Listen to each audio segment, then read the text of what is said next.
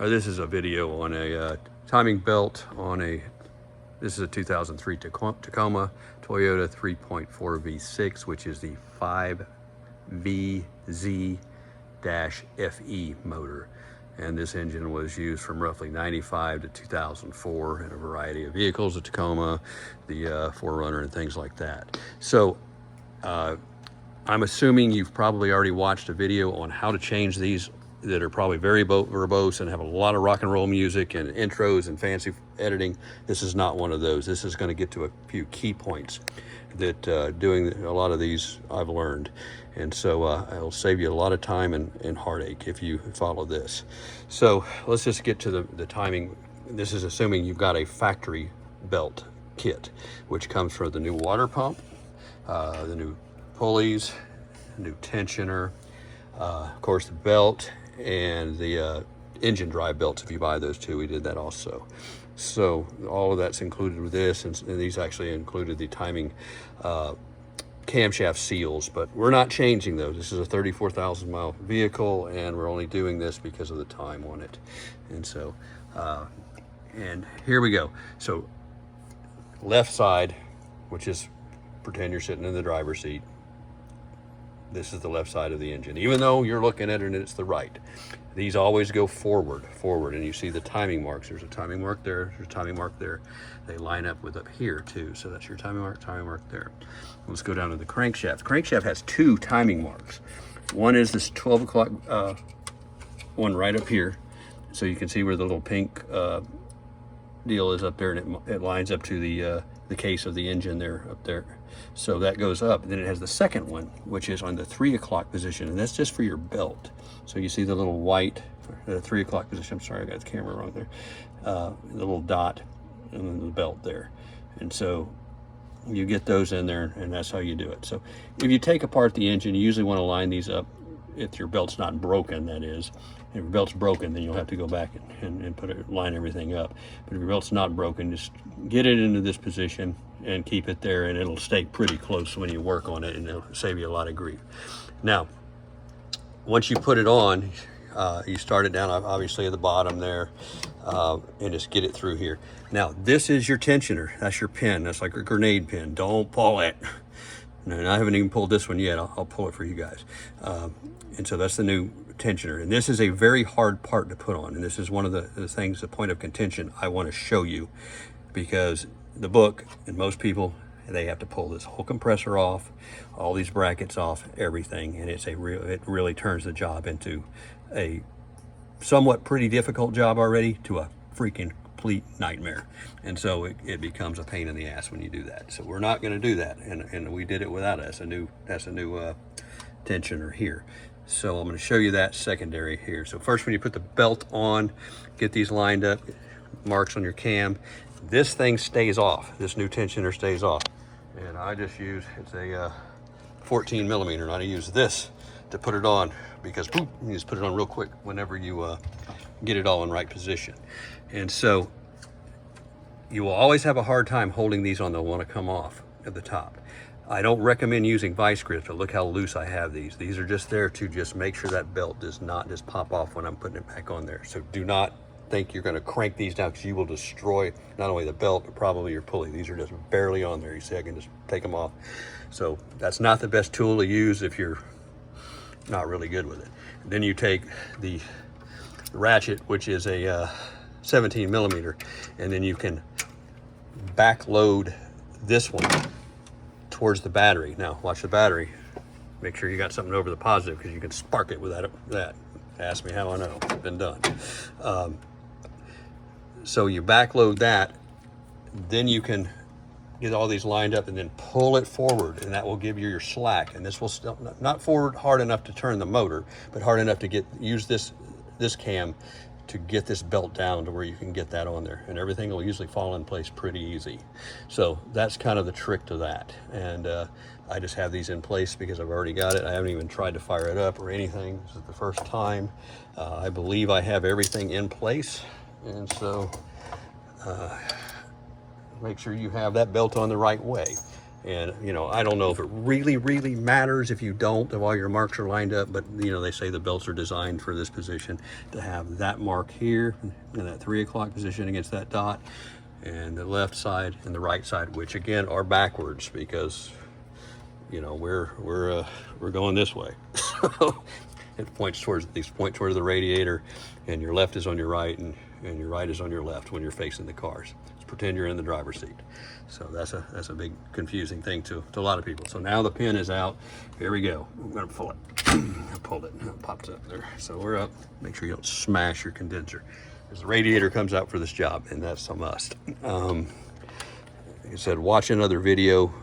These are points that'll help you. And now, getting to this thing here. So that's a 12 millimeter. This one's not hard to get to. You can get this on the top, so you can get that loose, comes out. Now it's the other one, and that's where you have to pull this bracket and everything off, but we're not doing that. Here's the trick. You have to pull the skid plate off underneath. And if you look down in here, there's a gap. So see that little gap hole? Let's see if I get that light in there. Right there, and it's between the oil pan, or this wiring protection, and this bracket. And what I do is I take one of these flexible 1/4 inch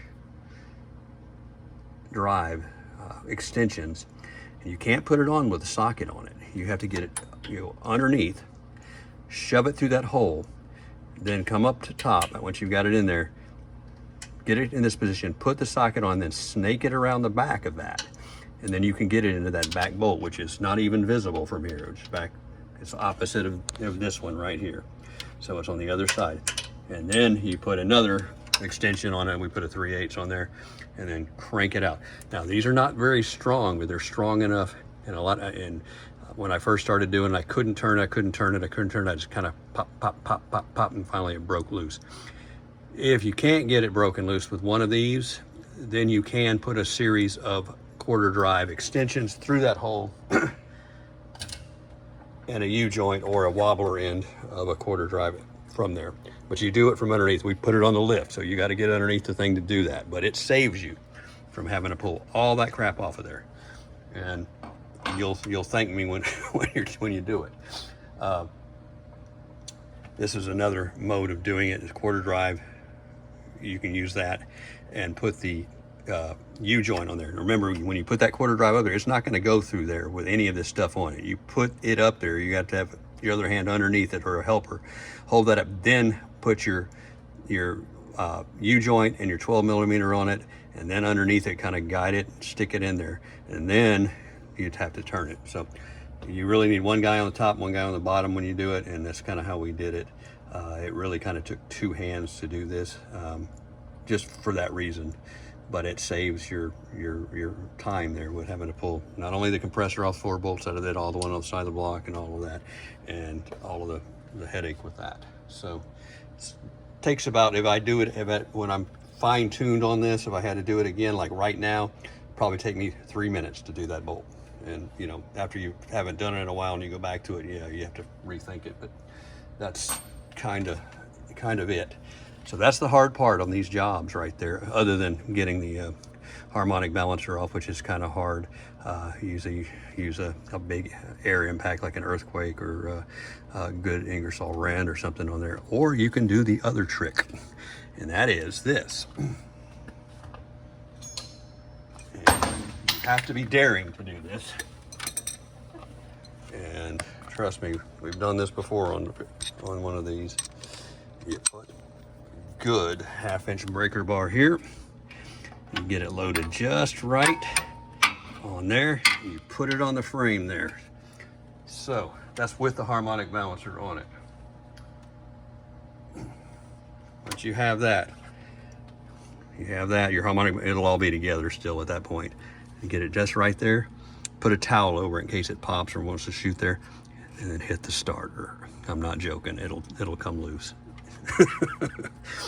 I've done it 100 times on different vehicles, Hondas especially, Honda V6 front wheel drives. Yeah, those things are a real pain in the butt. So if you don't have a strong enough impact and there's no way to hold the engine, that's the trick to do it right there.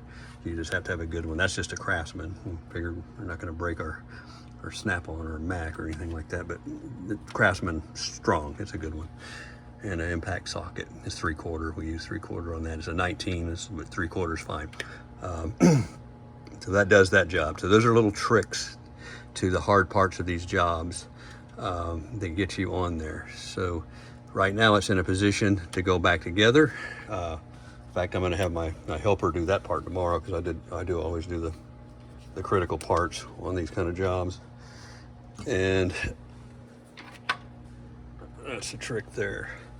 Now, one of the things you may want to change is, a lot of people, of course, when they first look at these, they believe that's the water pump. That just is not the water pump. It is the fan bearing. And sometimes those go bad, and now's the time to change those. Just make sure you check that bearing right there and make sure there's no noise or anything like that. These are, a Toyota one, I think it's about $125 or something like that. Good time to change it in case that's a problem for you. And of course, if the fan clutch is a problem too at that point, make sure it's not making any noise or wobbling. You want to do that too. So this particular job, we did the water pump belt, all the pulleys, and we'll do the drive belts. We did not do the cam seals or the crank seal, because that gets into a lot more work, and then only do it if you have to. That's kind of my position with those. But the tensioner, again, is the hard one, and that one gets a lot of people, and that gets the job messy. And so use one of those type of quarter drive from the bottom down through that little angle there, and you'll get it if you just work with it and you spin it around, go behind it this way. You can't get it that way, you can get it that way, and then once you get it that way, you'll be able to turn it. And if you're lucky, the spring one will do it, because the spring one's really easy to get on there. And of course, when you put it back together, just use the spring one, even if you had to put an assembly together with a U-joint and a quarter drive extension, then fish it in there. But you can't get it from the top. You got to get it from underneath. And of course, the skid plate on this 4x4 TRD truck is off to do that. So those are tricks, and I hope they help. And like I said, there's a lot of good videos. Guys have really taken some time to do it, but I believe they don't focus on the critical things like this as much. And I'm gearing this to where you're already a mechanic, you know how to do this stuff, but these are tricks if you're just looking at these things and like, damn it, I got to pull that compressor off. No, you don't if you do this. And of course, which way does this go? How do you get that on? Yeah, that's the one there. Don't try and pry it onto one of these other pulleys with that on there. Leave that off, get it all done, put that on last. So it makes it works right. Don't even know it's possible the other way. So those will do your job, and it'll get back together. Hope that helps some people. Thanks.